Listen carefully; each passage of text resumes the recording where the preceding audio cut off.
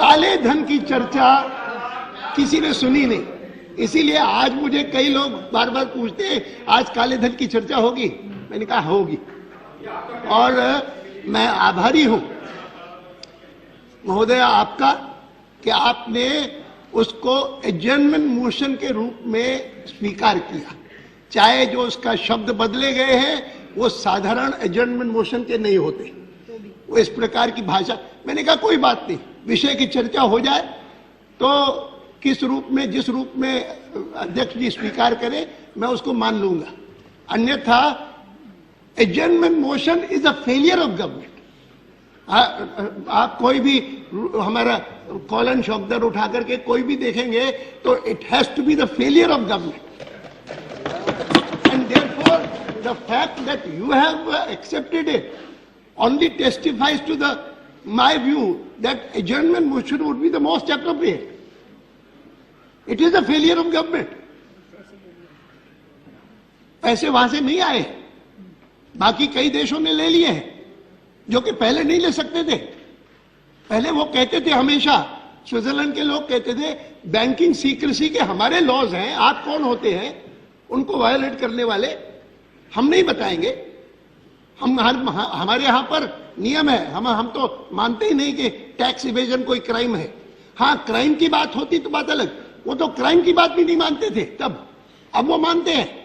अब उन्होंने, स्विट्जरलैंड ने ही इस कन्वेंशन के बाद, ये कन्वेंशन होने के बाद और दबाव आने के बाद, ग्लोबल दबाव आने के बाद, they have passed a law which is titled restitution of illegal assets act 2011।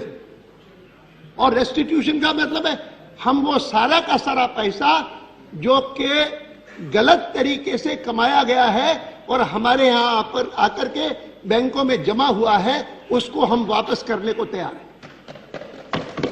और पहले तो स्थिति यह थी कि बताओ आप कि वास्तव में गलत ढंग से हुआ है कि नहीं हुआ है, प्रमाण दो।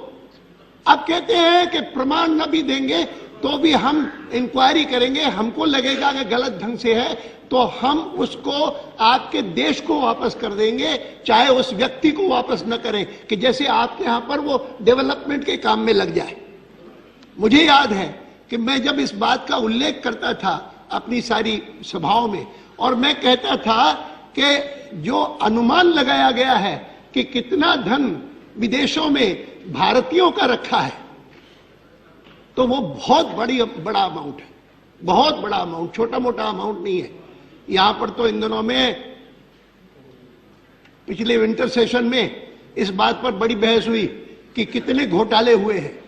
एक के बाद एक सुषमा जी ने 6 घोटाले गिनाए, कई गिनाए, और उनमें से सीएजी ने जब रिपोर्ट दी कि स्पेक्ट्रम स्कैम में वो जोशी जी है नहीं यहां पर, नहीं तो वो भी सुनाते आपको कि पब्लिक अकाउंट्स कमेटी में क्या हुआ। संजय चुप रहो ना, अच्छी बहस हो रही भाई। और बैठिए अपनी प्रकृति है उसमें, मुझे संजय जी, मुझे कोई शिकायत नहीं आपसे, अपनी अपनी प्रकृति होनी चाहिए, मैं अपनी प्रकृति से बोलता हूं, आदत से मजबूर। मैं जो कह रहा हूं, जिस समय सीएजी ने कहा कि 1,76,000 करोड़ का घाटा हुआ है, तो घोटाला, घोटाला देश को घाटा हुआ है, इसलिए घोटाला। तो सारे देश में उसकी इतनी वो चर्चा हुई, इतनी चर्चा हुई कि जैसे मानो इससे बड़ा कोई घोटाला हुआ नहीं। मैं उससे बड़ा जो घोटाला हुआ उसकी चर्चा अभी नहीं करूंगा, लेकिन मैं इतना जरूर कहूंगा कि मैंने देखा कि घोटालों की चर्चा मेरे भाषणों में ज्यादा नहीं सुनते थे, महंगाई की चर्चा भी मेरे भाषणों में ज्यादा नहीं सुनते थे, लेकिन काले धन की मैं जब चर्चा करता था तो बहुत ध्यान से सुनते थे, क्योंकि उन्होंने पहले सुना नहीं कि इतनी बड़ा धन भारत का विदेशों में पड़ा हुआ है। अब आज तक सरकार ने अपना अनुमान नहीं बताया कि सरकार के अनुमान से भारतीयों का कितना धन विदेशों में है। लेकिन एक ग्लोबल फाइनेंशियल इंटेग्रिटी नाम की एक संस्था है, थिंक टैंक है, एनजीओ है, कि जिसने अपने अंदाजे लगाए हैं। मैं तो कभी कभी ये देख करके खुश होता हूं कि या तो उसको कोट करते हैं ग्लोबल फाइनेंशियल इंटेग्रिटी को, या भारतीय जनता पार्टी का जो टास्क फोर्स है उसके अनुसार सरकारी जवाबों में आता है, सरकारी उसमें वक्तव्यों में आता है, उसके अनुसार इतना अमाउंट है विदेशों में। मैं ग्लोबल फाइनेंशियल इंटेग्रिटी को साधारणतः ठीक मानता हूं और उनके अनुसार जो अमाउंट वहां पर है, यहां तो 1,76,000 करोड़ का घाटा हुआ होगा इस स्पेक्ट्रम स्कैम में, लेकिन वहां पर ग्लोबल फाइनेंशियल इंटेग्रिटी के अनुसार 25 लाख करोड़, 25 लाख करोड़, ये तो 2 लाख करोड़ से भी कम हुआ स्पेक्ट्रम, लेकिन 25 लाख करोड़ स्विट्जरलैंड की बैंकों में जमा है।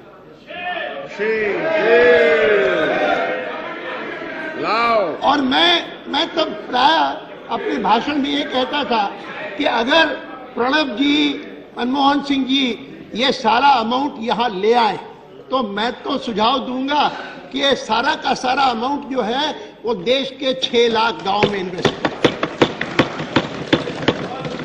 और 6 लाख गांव में इन्वेस्ट करोगे तो Hindustan rural India would become so developed कि सारा देश जो है वो दुनिया के देशों की पहली पंक्ति में खड़ा हो जाएगा। कोई गांव नहीं बचेगा कि जहां पर अच्छा स्कूल न हो, अच्छी डिस्पेंसरी न हो, जहां के किसानों को अपने खेत के लिए पर्याप्त जल न हो, जहां बिजली न हो। जैसे कई सारे प्रदेशों में, हमारे भी कुछ प्रदेश हैं कि जहां पर उन्होंने पूरे के पूरे प्रदेश में और बिजली उपलब्ध करा दी है, बिजली अवेलेबल है। वैसी स्थिति हिंदुस्तान के 6 लाख गांव में हो जाएगी। तो इसको सुनकर के लोगों को लगता था कि वास्तव में क्यों नहीं करते, क्यों नहीं करते, कि दिक्कत क्या है। अब ये तो वित्त मंत्री जी जवाब में बताएंगे कि क्यों नहीं किया, अब तक क्या हुआ है। कन्वेंशन को साइन नहीं किया था, हाँ, यूएन कन्वेंशन को साइन तक नहीं किया। नहीं, वो तो एक है, क्योंकि कई दिनों तक तो हमको सूचना मिलती थी कि ये 2003 में हो गया कन्वेंशन, साइन कर लिया 140 देशों के साथ हमने, लेकिन उसको रेटिफाई करने में हम 2011 तक पहुंच गए। 2011 में एक बार आया था, प्रधानमंत्री कहीं विदेश जा रहे थे, जाने से पहले उन्होंने कहा कि अब रेटिफाई भी हो गया। बहुत अच्छी बात है, देर आए दुरुस्त आए, लेकिन क्यों इतना विलंब हुआ मैं नहीं जानता। क्योंकि अगर एक कमिटी बताया कि एक मिनिस्ट्रियल कमेटी बननी थी, वो बनाने में देर क्यों की, वो बिल्कुल थोड़े दिन में वो तो बन गया। ये सारी बातें डिटेल्स की हैं, लेकिन कुल मिलाकर के ये इंप्रेशन जो सुप्रीम कोर्ट को भी बैठा कि सरकार इस मामले में जितनी प्रोएक्टिव होनी चाहिए वो नहीं है, ये सुप्रीम कोर्ट का है, मैं नहीं कह रहा। और प्रोएक्टिव होना चाहिए, वो क्यों नहीं हुआ, इसका एक्सप्लेनेशन मैं उत्तर में जरूर एक्सपेक्ट करूंगा। और इसीलिए पिछले दिनों में सरकार की ओर से ही एक प्रश्न के उत्तर में जब ये कहा गया ना कि हम ब्लैक मनी के बारे में एक व्हाइट पेपर जल्दी इशू करेंगे, सरकार की ओर से कहा गया, मुझे बहुत खुशी है। मैं चाहूंगा कि आप व्हाइट पेपर जल्दी से जल्दी प्रकाशित करें on black money, white paper on black money. और मैं ये कहता हूं कि मैं पढ़ना नहीं चाहता हूं, लेकिन मैं अगर आपके सामने पढ़ के सुनाऊं कि हसन अली के बारे में क्या क्या कुछ हुआ है, क्या डिटेल्स हुए, हाँ, तो वो सारा का सारा हवाला का रैकेट है, हवाला है।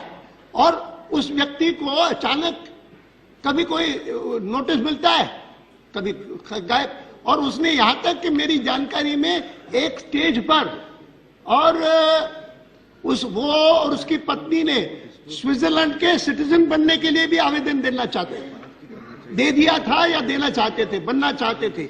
और इसीलिए कहा गया कि इसका जो पासपोर्ट है इसको लौटाना नहीं चाहिए। ऐसे सारे डिटेल्स हैं कि समझ में नहीं आता कि हिंदुस्तान में हो क्या रहा है। और अगर वित्त मंत्री विस्तार से बताएं कि हसन अली का केस है क्या, है कौन, उसके क्या क्या संबंध है, किस किस से संबंध है, बताइए। 2012 अप्रैल के बाद के अकाउंट डिस्क्लोज करना चाहिए। नहीं, वो बाद में आएगा।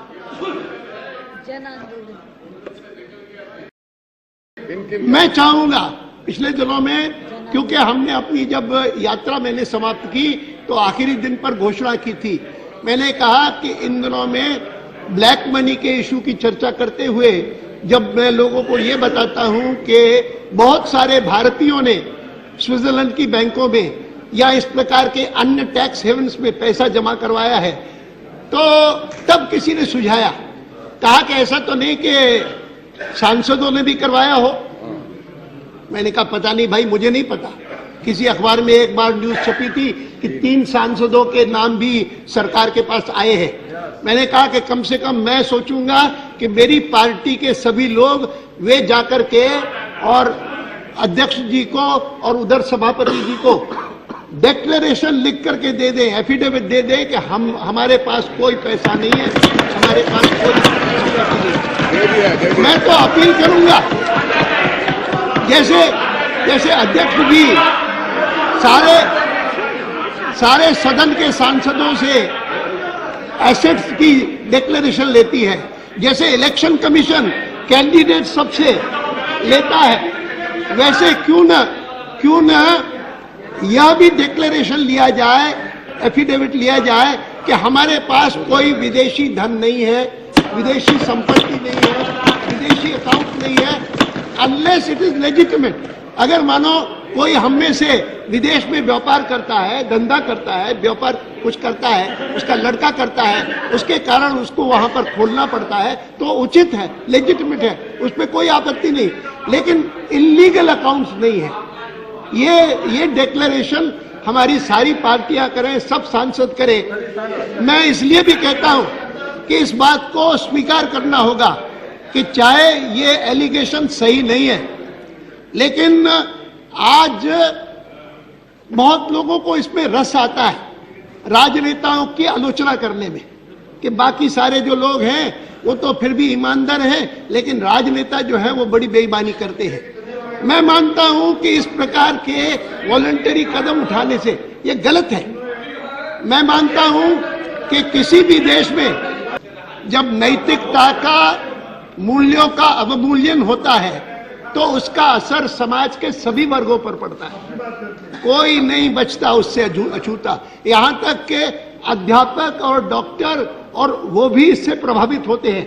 लेकिन लोकतंत्र में, राजनीति में कार्य करने वाला व्यक्ति पूरी देर लाइमलाइट में होता है, फोकस में होता है, उसकी थोड़ी सी गलती भी बाकी लोगों से ज्यादा दिखती है और इसीलिए लोगों को सुविधा होती है।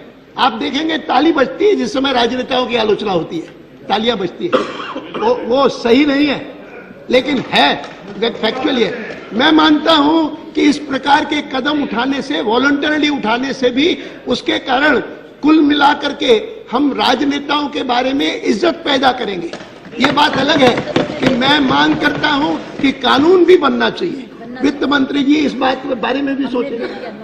इस प्रस्ताव में कहा गया कि विश्व भर में ये कन्वेंशन अगेंस्ट करप्शन मनाते हुए उन्होंने कहा कि विश्व भर में दिसंबर 9 वह एंटी करप्शन डे मनाया जाना चाहिए। सब देशों को कहा, तो हमारे देश ने अभी तक तो तय नहीं किया, लेकिन हमने 9 दिसंबर को जाकर के लोकसभा की अध्यक्षा को और उधर राज्यसभा के चेयरमैन को हमने अपने अपने सारे डिक्लेरेशन दे दिए कि हम इस ढंग से, और मैं चाहूंगा